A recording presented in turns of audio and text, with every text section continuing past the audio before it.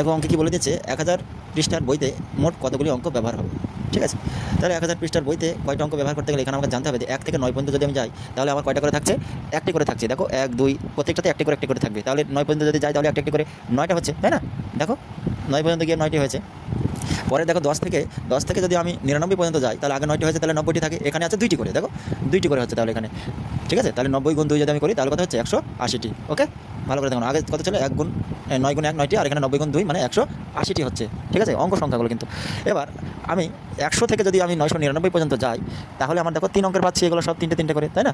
তাহলে 3টে করে আগে 99টি নিয়ে নিয়েছে, দেখো 90 আর 9 99, আর এখানে আর থাকলো কটা 999। তাহলে এখানে কয়টা করে হচ্ছে দেখো 3টে করে, দেখো 3টে করে হচ্ছে সংখ্যা অঙ্কগুলি। তাহলে কত হচ্ছে 3 9 27, তাহলে কত হচ্ছে মোট 2700। তাহলে আমার 1 থেকে 999 পর্যন্ত আমার মোট কয়টা হচ্ছে দেখে নাও। এখানে যদি আমি সবগুলো যোগ করে দিই তাহলে কত হবে 2800, দেখো 2889টি। ঠিক আছে, কয়টা হচ্ছে ভালো করে দেখে নাও। কী বলেছে যে 1000 পৃষ্ঠা অঙ্কতে মোট কয়টা, ঠিক আছে, অঙ্ক ব্যবহার করা যাবে 1000 পৃষ্ঠাতে। তাহলে এখানে আমি দেখলাম যে 999 পর্যন্ত কয়টা আছে, 2889টি। ঠিক আছে, 2889টি হচ্ছে। তাহলে এখন যদি আমি ওই 1000 পৃষ্ঠার যদি বই আমি ব্যবহার করে যদি আমি অঙ্ক বের করতে যাই তাহলে আমি জানি যে 999 পর্যন্ত হচ্ছে তোমার 2889। ঠিক আছে, তাহলে 1000 পৃষ্ঠা যদি আমি করি, দেখো 1000 পৃষ্ঠা যদি আমি করি তাহলে আমি জানি যে 999 পর্যন্ত হচ্ছে 2889। তাহলে আর একটা 4 অঙ্ক থেকে ওই জন্য 4টা যোগ করে দিচ্ছি। ঠিক আছে, তাহলে কত হচ্ছে দেখো না 2893। ঠিক আছে, আশা করি বোঝা গেছে। যদি ভিডিওটি